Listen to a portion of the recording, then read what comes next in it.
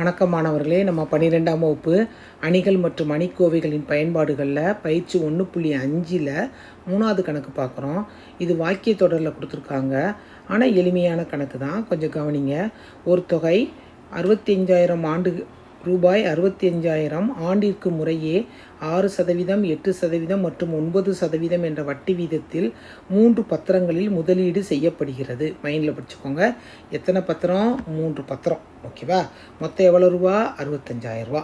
மொத்த ஆண்டு வருமானம் ரூபாய் 4,800.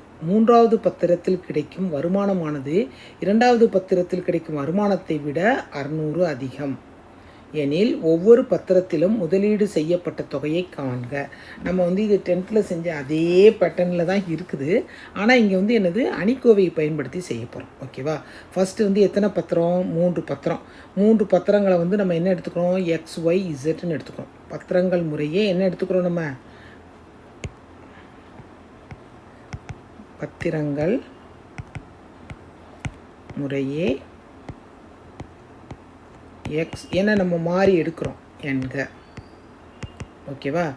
3 பத்திரம் மொத்தம் எவ்வளவு அவங்க முதலீடு செய்கிறாங்க?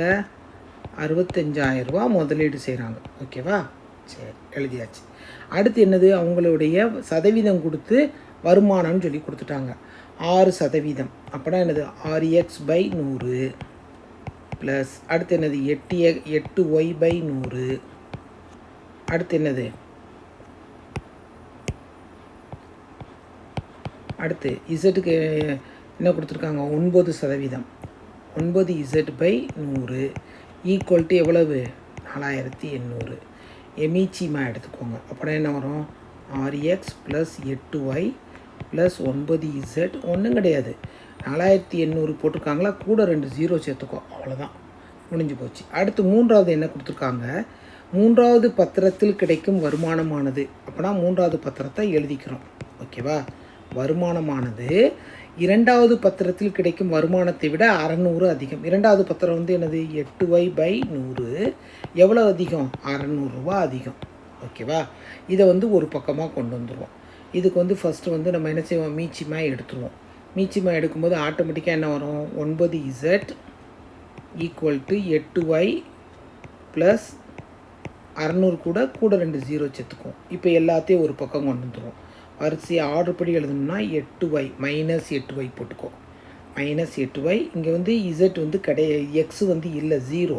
அதனால் எக்ஸுங்கிற இடத்துல 0 போட்டுக்கோங்க, ஏன்னா நம்ம அணிக்கோவை எழுதுறதுக்காக. ப்ளஸ் 9z = 60,000 போட்டாச்சு. இப்போ நம்ம அணிக்கோவையை எழுத போகிறோம். அணிக்கோவை எழுதும்போது எப்படி எழுதுகிறோம்னு சொல்லி பார்க்குறோம். அணிக்கோவை எழுதும்போது என்ன செய்கிறோம்? நம்ம ஃபஸ்ட்டு என்ன கொடுத்துருக்காங்கன்னு சொல்லி பார்த்துட்டு அதுபடி நம்ம எழுதுகிறோம். எழுதும்போது விரிவுபடுத்த அணி எப்படி எழுதுவோம்?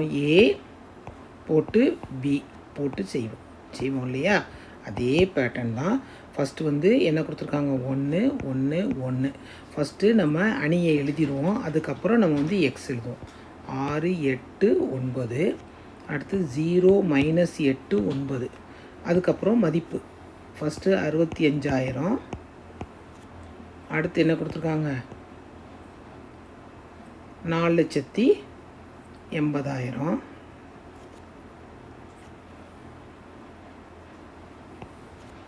அடுத்து 60,000 போட்டு நம்ம அணியை எழுதுகிறோம். இப்போ ஃபஸ்ட்டில் பிரச்சனையே இல்லை, 1 தான் இருக்குது. அதே மாதிரி 3வது நிரையில் ஃபஸ்ட்டு இதுவும் 0 தான் இருக்குது. இப்போ 6 நம்ம 0வாக கொண்டு போவோம். R2 = R2 - 6R1 கொடுக்குறோம். கொடுக்கும்போது என்ன வரும் நம்மளுக்கு? ஃபஸ்ட்டு நிறைய அப்படி எழுதிக்கிறோம். 65,000 எழுதிக்கும். 2வது நிறை இங்கே 0 ஆயிரும். 8 8ல் 6 போச்சுன்னா 2. 9ல் 6 போச்சுன்னா 3. இங்கே என்னது? 4,80,000 65,000.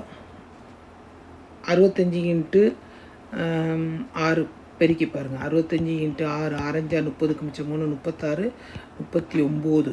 39 போட்டு எத்தனை 0?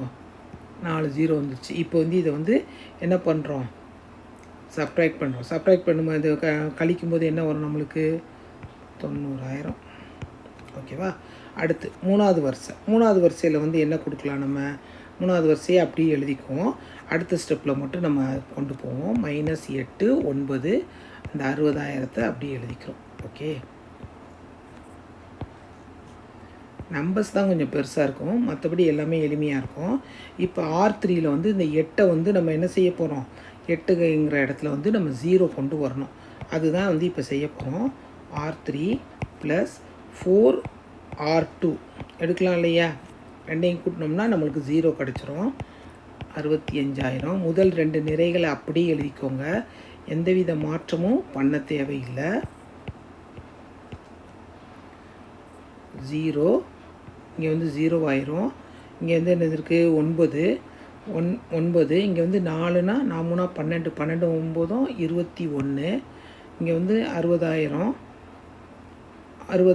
இங்கே 9 36 ரெண்டையும் கூட்டுங்க. அப்படின்னா என்ன வரும்? 4,20,000. ஓகேவா? சரி, இப்போ வந்து இது ஒரு சமான தொடர் கிடச்சிருச்சு. சமான தொடர்லேருந்து நம்ம என்ன செய்ய போகிறோம்? சமன்பாடு அமைக்க போகிறோம். சமன்பாடு அமைக்க போடும்போது என்னது? ஃபஸ்ட் இதில் எல்லாமே எக்ஸ்ன்னு தான் இருக்குது. அப்படின்னா வந்து நம்ம XYZ தான் எடுத்திருக்கோம். X + Y + Z = 65,000. இது வந்து 1வது சமன்பாடுன்னு எடுத்துக்குவோம். ரெண்டாவது வந்து என்ன கொடுத்துருக்காங்க? 2Y + 3Z = 90,000. 2. மூணாவது என்ன கொடுத்துருக்காங்க? 21Z = 4,20,000. ஓகே, அப்போனா இதுலேருந்து Z வந்து என்ன கிடைக்குது? /21ன்னு கொடுக்கும்போது ஆட்டோமேட்டிக்காக நம்மளுக்கு என்ன வருது? 20,000 கிடைக்குது. ஓகே, Z வந்து 20,000 கிடச்சிருச்சு. இப்போ Z கொண்டு போய் எதில் போட போகிறோம்? நம்ம ரெண்டாவதுல போட போகிறோம். Z =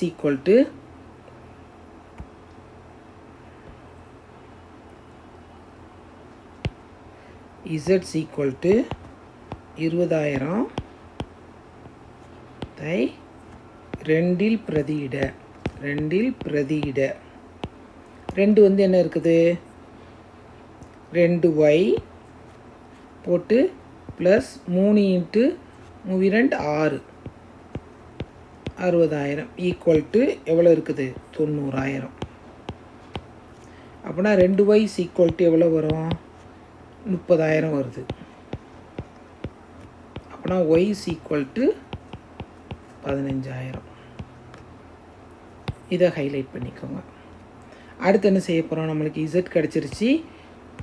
Z = 20,000, Y = 15,000. எதில் பிரதியிடுறோம்? 1ல் பிரதியிட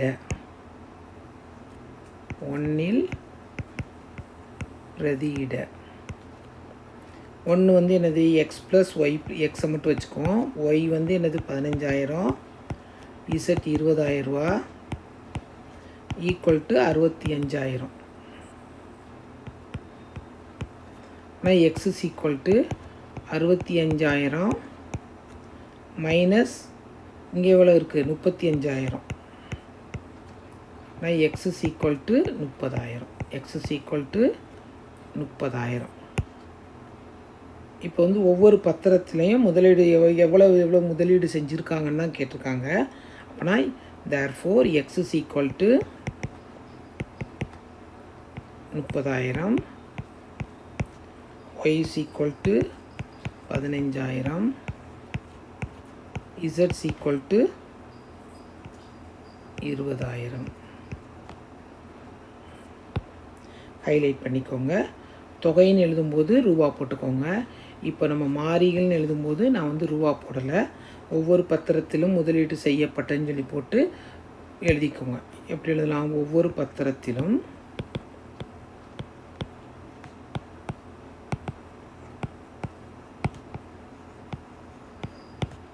முதலீடு செய்யப்பட்ட,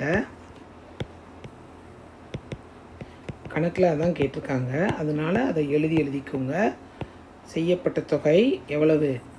ரூபாய். ஃபஸ்ட்டு 30,000, அடுத்து 15,000,